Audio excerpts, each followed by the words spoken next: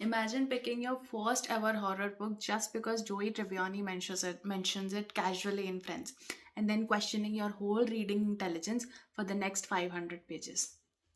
That's how I started reading The Shining.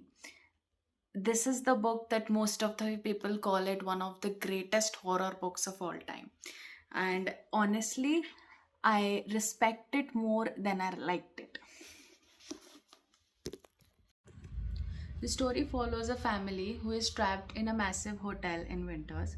This slowly dives into the mental deterioration, the isolation, the suppressed anger, and the psychological decay. The more you'll deep dive into it, the more you'll know that this book is less of an horror and more of how the psychology we deteriorate more and more in an unsettling situation when we are not in control of our emotions. I gave it 3.2 stars out of 5. Maybe that's a pretty unusual marks that anyone could give, but okay. Because I had mixed emotions about it.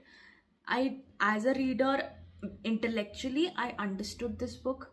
The hotel feels symbolic, the silence feels emotional, the pacing almost mirrors how the characters of this book are exhausted, but emotionally I'm not that connected with this book. The books was stretched a lot.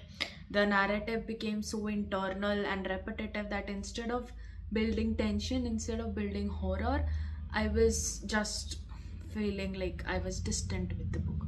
And as someone who has never read horror, I think I expected more fear, more tension, should be more immediate and more visceral. So instead, the book felt slow, stew, and it was deeply psychological more than scary.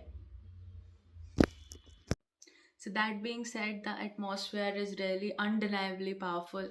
There's a constant feeling of tension in the book that something is wrong in this, even in the very quietest moment, in the very slowest moment.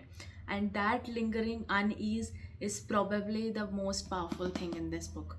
That is why it is a classic. That is why it is a classic for a reason. So yes, 3.2 stars of 5, not 3.2 stars of 5, not because it's poorly written, but because sometimes admiring a book intellectually is very different than actually enjoying the book. And I think Shining taught me the distinction properly, how to admire the brilliance of writing but still not like it. But okay, fine. So let's see. Follow me for more honest, brutal reviews. That's all. Thank you so much.